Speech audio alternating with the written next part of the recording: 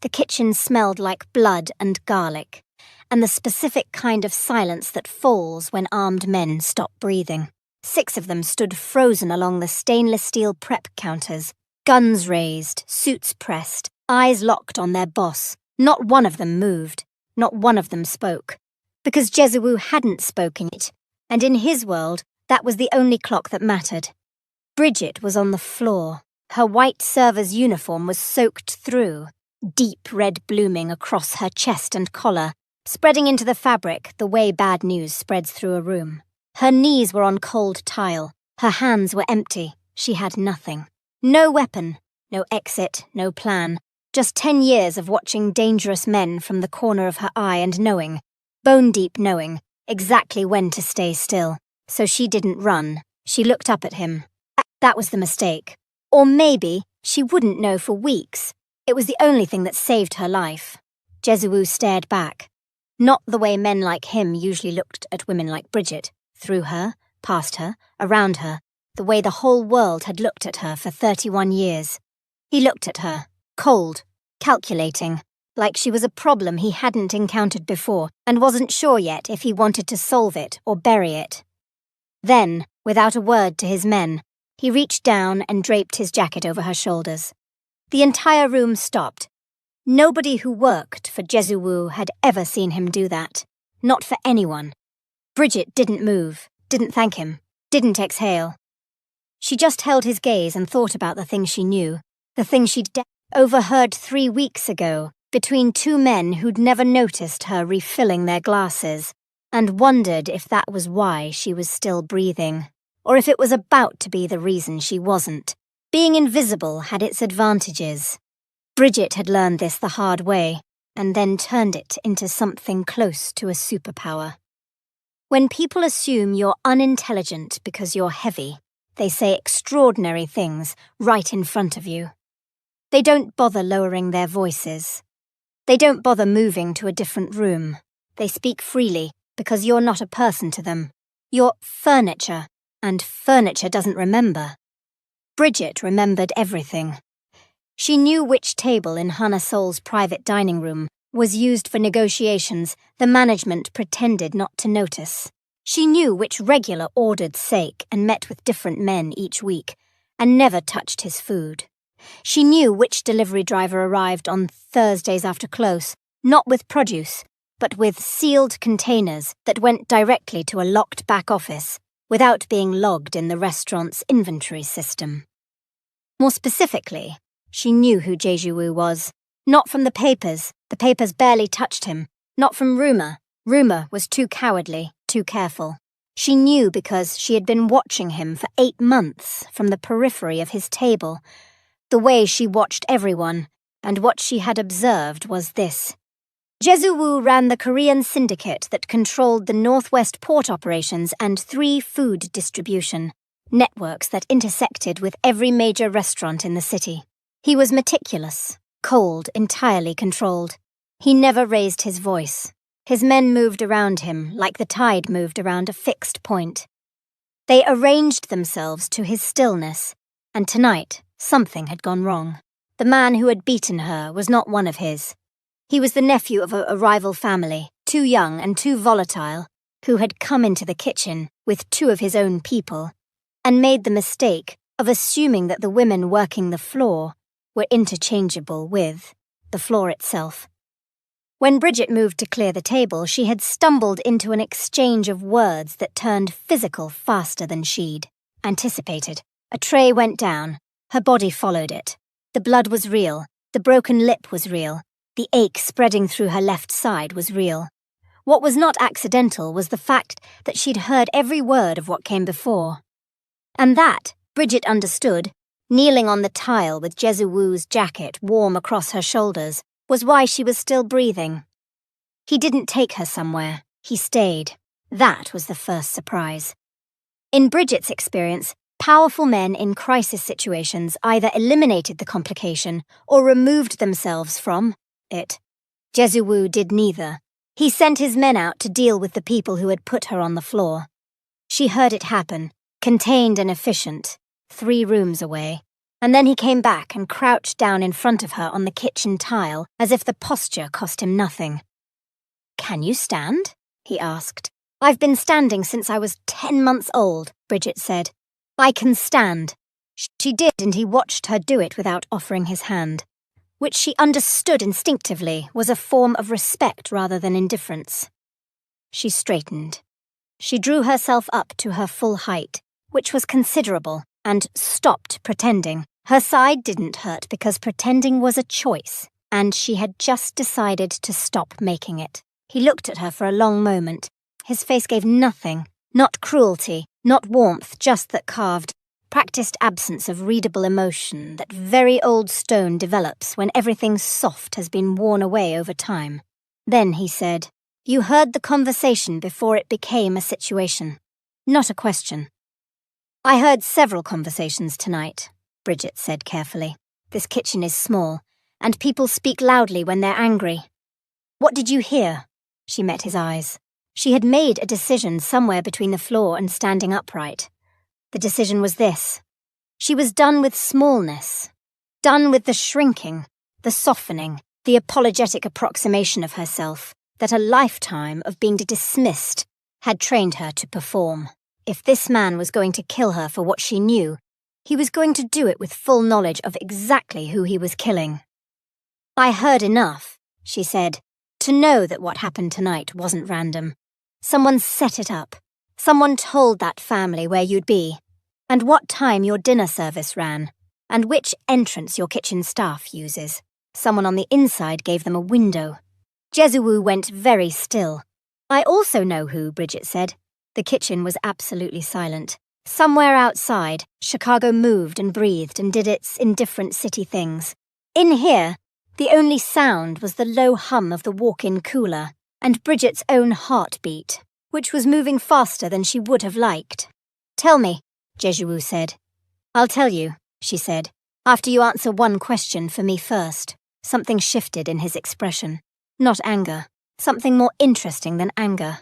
He waited. 8 months, Bridget said.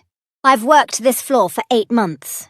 You've sat at that corner table for 3 times. You've watched me clear plates and refill glasses and take abuse from your associates and your rivals and your waitlist regulars who think a woman my size is an appropriate target for their bad evenings." She paused. "Why, tonight, did you give me your jacket?" The silence stretched long. "Because," Jesuwu said finally, and his voice was the quietest she'd ever heard it, stripped of all its authority to something almost bare. "You looked at me and you didn't run, and I've been in rooms with armed men my entire adult life, and I can count on one hand the number of people who didn't run." Bridget looked at him. "The sous chef at the 3rd station," she said. "Park Jun-seo.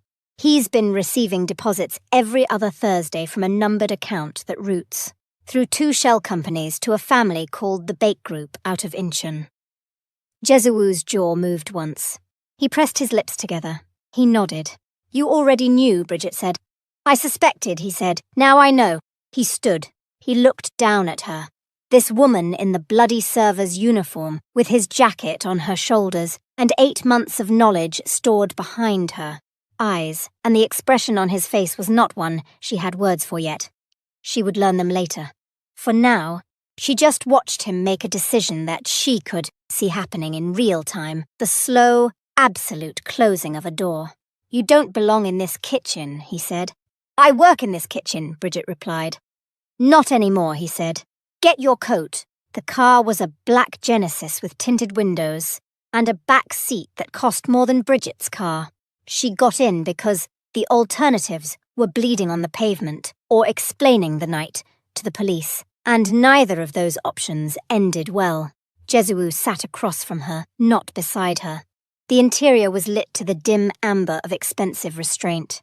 A driver she hadn't seen before navigated the late-night streets without being told where to go, which meant there was a destination already established, which meant this had been planned for longer than the last 20 minutes.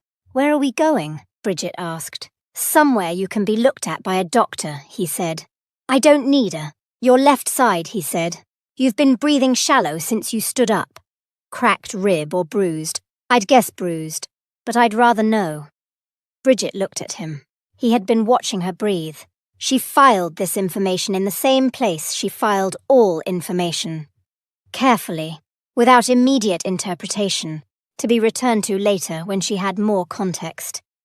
"You're going to tell me what you want from me," she said. It wasn't a question. "Yes. Tonight?" "Tonight." She looked out the window. Chicago slid past in its nighttime configuration. Dark glass and orange light, and the lake invisible to the east but present in the cold that came off it. She had driven these streets 1,000 times in her own car, the one with the cracked dashboard and the heating vent that only worked on one side. That life felt at this particular moment very far away. "What happened to the men who did this?" she asked, touching the side of her face without thinking. "They won't repeat it," Jesuwu said. "That's not an answer." "It's the answer I'm giving you." She turned back from the window and looked at him. He was watching her with that same calibrating attention, the look of someone running a calculation he had committed to completing. She held his gaze without softening it. "I need to know what I'm involved in," she said. "I'm not asking for a full accounting of your operation. I'm asking for what's relevant to me and what happened tonight and whatever comes next. I've spent my entire life being handed half-truths by people who decided I couldn't handle the whole picture. I'm done with that." He studied her. "Park gave the Bake family the schedule and my location," he said. "He's been feeding information for 4 months. Tonight was the first time they moved on it physically. My assumption is they wanted to send a message rather than escalate beyond recovery. They miscalculated the response. Why the escalation now? There's a negotiation happening over the port contracts. They want me distracted or diminished before it concludes." He paused. "They didn't anticipate that my kitchen would have a witness with the observational capacity of a criminal intelligence analyst." Bridget was quiet for a moment. That's the most elegant way anyone has ever described a waitress. The driver's eyes moved to the rearview mirror and away. Bridget had the distinct impression that Jesuwu almost smiled. "What do you want from me?" she asked again. The real answer. He leaned forward slightly. The amber light found the angles of his face, and she understood for the first time that he was not that much older than her. 40s, maybe, carrying those years in the particular compressed way of people who have lived without the luxury of ease. "I want to put you in rooms," he said, "as yourself. As the woman everyone looks past. I need someone inside conversations I can't enter. Someone who doesn't read as a threat. Someone who has already demonstrated the capacity to observe accurately under pressure and stay controlled when the situation demands it. You want me to be your informant. I want you to be my intelligence. There's a difference." "An informant reports what they're told to look for," he said. "Intelligence decides what matters." Bridget sat with that for a while. The city moved past. Her side ached. The jacket was still on her shoulders. She hadn't taken it off, and he hadn't asked for it back. "If they catch me," she said, "I don't get a jacket. I get the floor again. Permanently." "They won't catch you," he said, "because you'll be inside my operation, not peripheral to it. And no one inside my operation gets touched. You can't promise that." "I just did," he said. The car stopped. The door opened. A building that didn't announce itself from the outside. Bridget looked at it, then at Jesuwu. "I want time to think," she said. "You have until the doctor is finished," he said. "That's usually about 40 minutes. She got out of the car. The doctor asked no questions. This was either professional discretion or standing arrangement, and Bridget understood from the way the clinic operated. Unmarked entrance, no paperwork, a waiting area with leather chairs and no other patients, that it was the latter.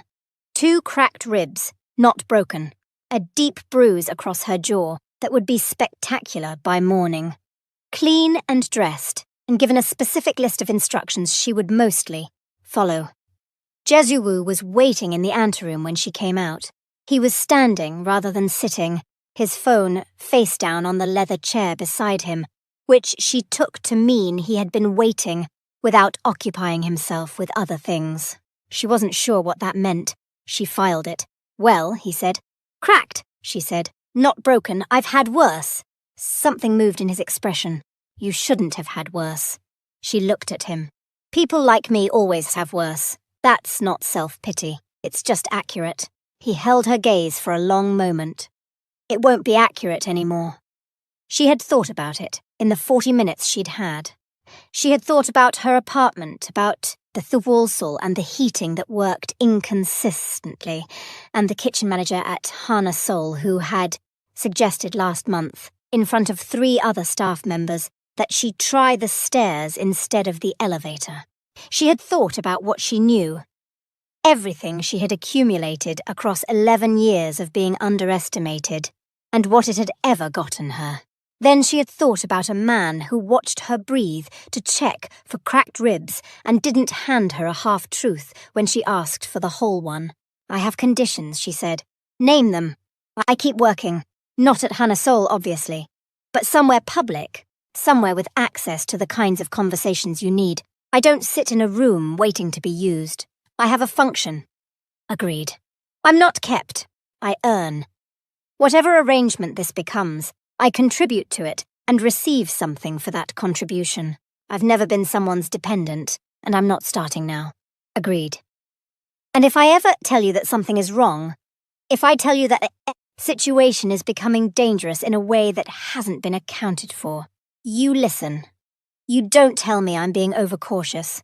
You don't dismiss it because I'm not a trained operative. You take what I give you and you act on it."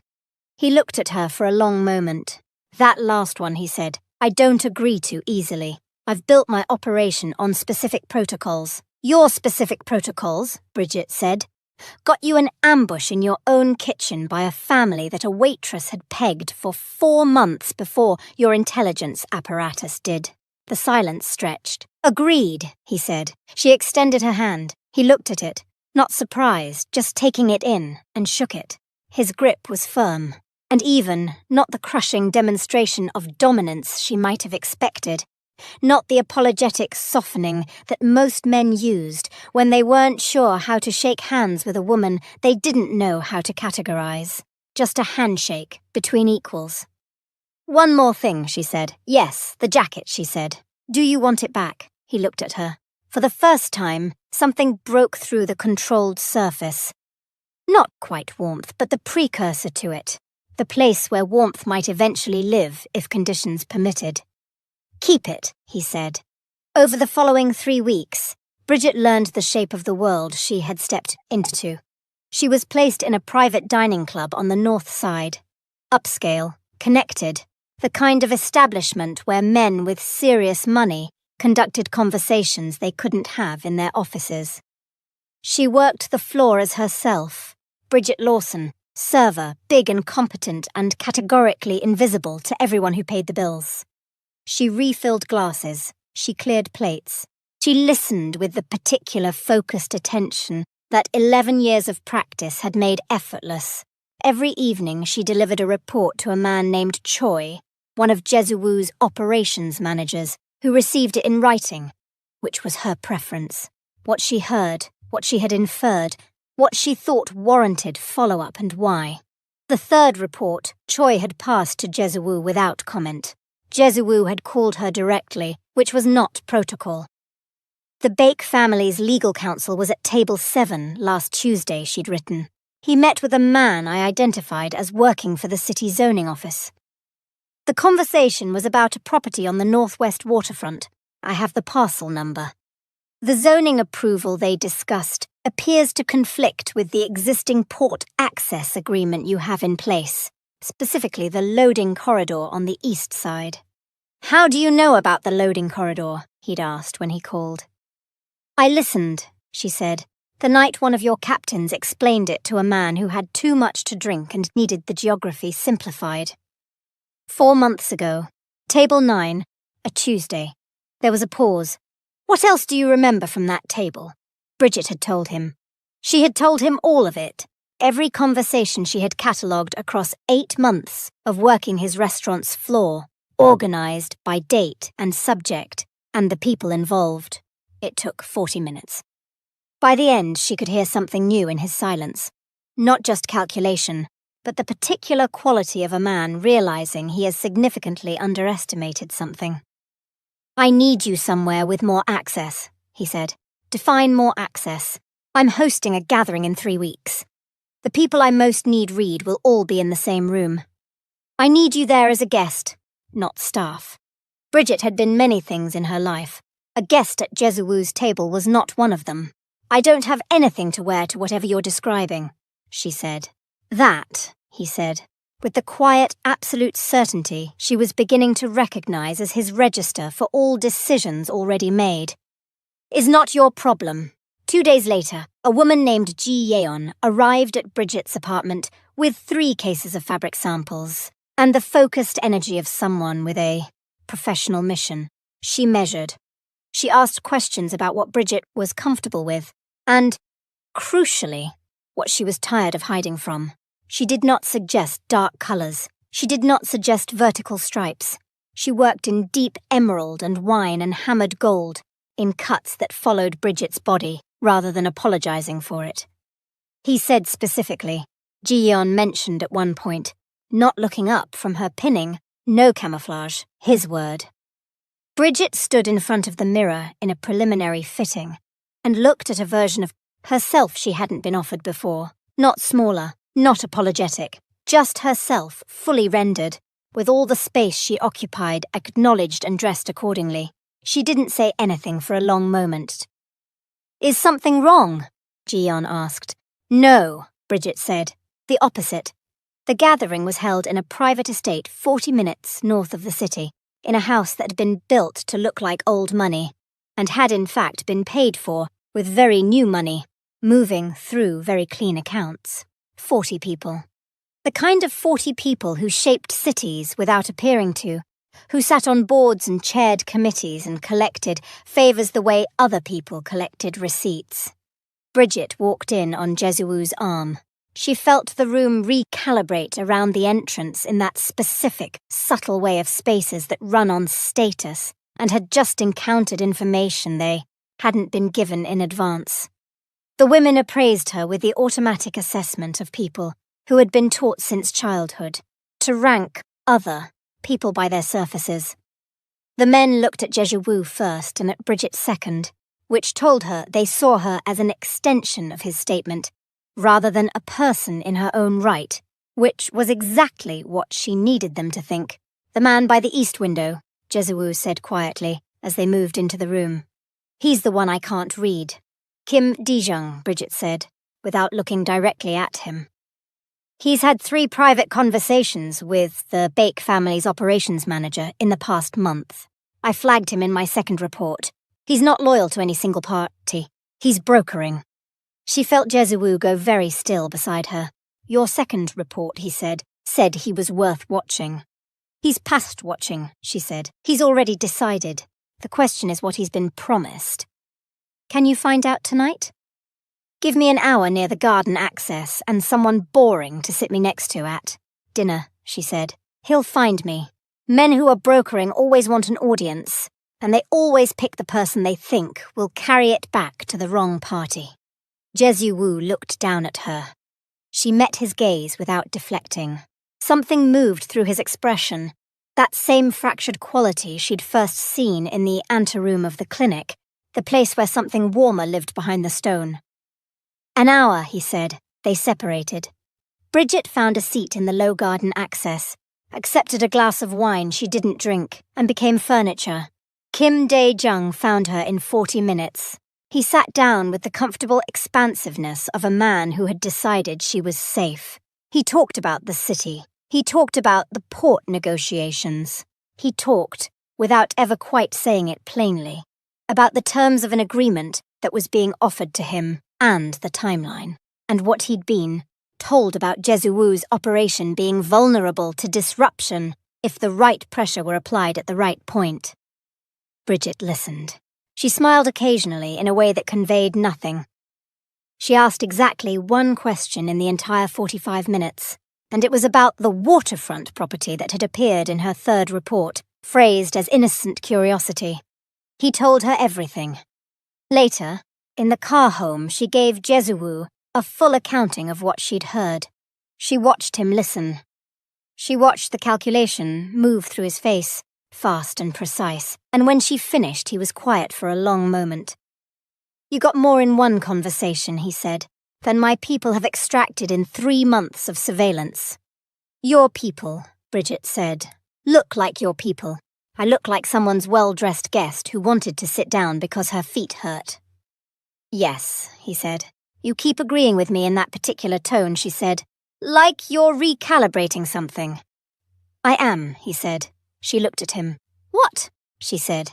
He looked back, and this time the stone didn't close before she saw what was behind it.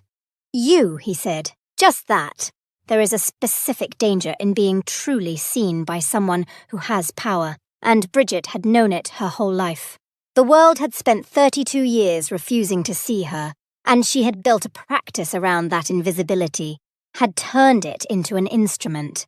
The moment someone with real power actually looked and registered and decided she was worth the full weight of their attention, the instrument broke. You couldn't be invisible to someone who knew you were there. She lay awake in her apartment 3 nights after the gathering, and understood that something had shifted in a way that didn't have an obvious exit. It wasn't gratitude. She was careful about that, careful to separate what he had done for her from who he was.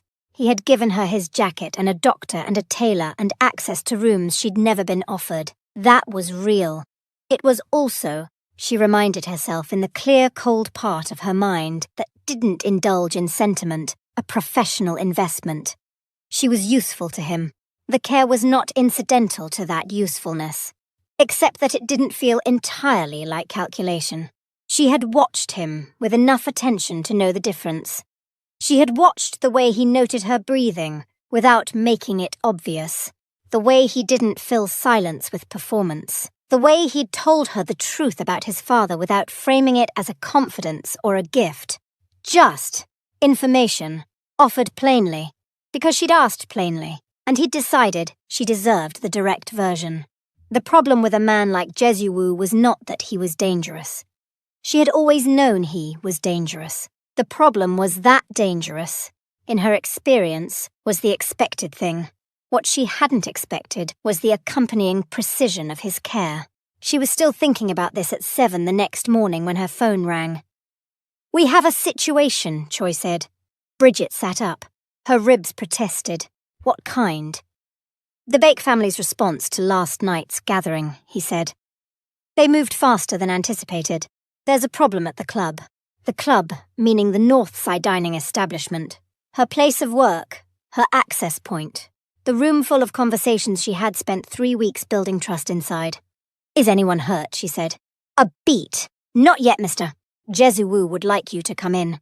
She was dressed in 4 minutes. The club had been vandalized. Methodically, specifically, in ways that announced intent rather than impulse. Certain booths were destroyed. Certain records in the office had been taken, not the financial ones, but the membership ledgers, the names. A message about exposure rather than damage. 3 of the long-standing members had already called to withdraw. Jesuwu was in the back office when Bridget arrived, jacket on the back of the chair, phone face down on the desk. He looked up when she came in with the expression she had learned to read as the controlled version of something considerably less controlled underneath. "They took the lists," he said. "I know," she said. "Choi told me. The people on those lists, they're exposed now. Some of them have associations with me that they've spent years managing carefully. If the Bake family surfaces those associations publicly, we lose the negotiating ground entirely." "Can they surface them without surfacing their own involvement?" Bridget asked. She sat down without being invited, because most of what's on those lists is reciprocal. If they burn the members who associate with you, they burn their own people in the same move. He looked at her. "The Bake family is not primarily interested in destruction," she continued. "They're interested in leverage. You don't take membership ledgers because you want to light a fire. You take them because you want to hold a match." She paused. "They're going to come to you with a proposal. Within 72 hours, probably less. They want the port contracts renegotiated, and they want the Northwest Corridor access, and they think they can now compel you to the table from a position of advantage. And can they? Bridget thought about what Kim Dae-jung had told her in the garden. They think you're isolated, she said. They think the gathering last night was a defensive move, rather than an offensive one. They don't know what you learned. They don't know about me. She met his eyes. So no, they can't compel you. But they don't know that yet. Jesu-woo was very still. You walk into that meeting, Bridget said, with the complete picture of what Dae-jung told me, and what it reveals about their internal positioning. And you're not the party being leveraged. You're the party that let them think they had the leverage, and chose not to disabuse them of it until the right moment. And what's the right moment? When they've committed to a position they can't walk back from, she said. When reversing it would cost them more than conceding to you. He looked at her for a long time. Not the calculating look, or the recalibrating look, or even the look from the gathering that she had spent 3 nights failing to adequately interpret. Something else, something that sat lower in his face, closer to the bone. You understand, he said, that what you've just described is strategy, not intelligence gathering. Strategy. I know what it is, she said. You've been doing this your whole life, he said. Watching rooms, building pictures, determining what moves cost what, identifying the moment of maximum leverage. You've been doing it because you had to. Because the alternative was getting left behind by a world that decided you weren't worth accounting for. He paused. You've wasted this on restaurant floors. Bridget held his gaze. She said, the floor is where the real conversations happen. Yes, he said, but you shouldn't have needed it to be. The room was very quiet. I'm not looking for an apology from the universe, she said. I'm looking for what comes next. He nodded once. Then let me tell you, he said, what I think comes next. The Bake family came to the table in 61 hours. Not 72, which told Bridget they were more anxious than they'd presented. They brought 2 representatives and a list of terms, structured to feel like compromise, while delivering most of what they'd wanted. Jesu-woo sat across from them with Bridget to his left, not as staff, not as furniture, as the person he had chosen to have beside him, in a room where the choice of who sat at your left hand meant something specific to everyone who understood the language. The Bake representatives looked at her once and adjusted their appraisal of the room. Jesu-woo said nothing for 30 seconds after they finished their opening position. He looked at the table surface. Then he looked up and he began, very quietly, to tell them what he knew. He told them about the zoning meeting, about the waterfront property, and the parcel number, and the conflict with the loading corridor. He told them what Dae-jung had said in the garden about timelines and pressure points, and the specific vulnerabilities they had been told, incorrectly it turned out, that Jesu-woo's operation contained. He laid it out without elevation, without theatre, in the flat, careful voice of someone who has taken the time to be precise. The Bake representatives went very still. You had someone at the gathering, the older one said. I had someone at the gathering, Jesu-woo confirmed. The man's eyes moved to Bridget. She held his gaze without comment. The negotiation took 4 hours. The port contracts were renegotiated in Ji-woo's terms. The membership ledgers were returned. The Northwest Corridor remained intact. Dae-jung's brokerage arrangement was dissolved with sufficient consequences to make future brokerage unappealing. When it was over and the room had emptied, Bridget sat alone at the long table for a moment. Her ribs still ached. The bruise on her jaw had deepened to the specific yellow-green of the almost healed. She was wearing the emerald dress Ji-yeon had made her and the jacket. His jacket, the one from the kitchen floor, was across the back of her chair. Jesu-woo came back into the room. He looked at the jacket. He looked at her. You should know, he said, sitting down across from her, that I don't have a clean version of what I'm offering you. My world is not safe. It does not become safe. There will be other situations and other families and other moments where someone decides that the people near me are an effective vector for pressure. I know that, Bridget said. I'm not warning you away, he said. I'm telling you the truth about the terms. I know that too, she said. He looked at her. Then what do you want to do? Bridget thought about 32 years being looked through, of moving through rooms like a piece of the landscape, carrying everything she observed and everything she knew in the vast, invisible archive of a woman the world had decided didn't count. She thought about a tile floor and a jacket placed over her shoulders by a man who had seen her, actually seen her, for perhaps the first time in either of their lives in the presence of someone who wasn't performing seeing. I want a seat at the table, she said. A real one, not the chair they bring out when the important one is already taken. A permanent seat, with the understanding that what I contribute to this operation is equal to what anyone else contributes, regardless of the packaging it comes in. You've had that since the kitchen, he said. I want to hear you say it plainly. You have a seat at this table, Jesuwu said. Permanent, equal, as long as you want it. She nodded once. And outside of the operation? She said. The question sat between them. He understood it. She could see that he understood it, that he had been waiting for it with the specific patience of a man who had decided not to push before he was invited. Outside of the operation, he said quietly, I'd like to find out what we are, if that's something you're willing to find out alongside me. Bridget looked at him for a long moment, this cold, careful, dangerous man across a negotiating table in a city that had spent his entire life, sharpening him into something that didn't know softness. She had watched him for 8 months and then 3 weeks and then 61 hours and she had learned his edges and the place behind them where something warmer waited for conditions to change. She thought, conditions can change. I'm willing, she said. Outside, Chicago moved in its indifferent, gorgeous way. The lake was invisible to the east, but present in everything. In the cold that edged through the windows, and the particular quality of the light off, the glass towers, and the sound the city made when it was deciding what to become next.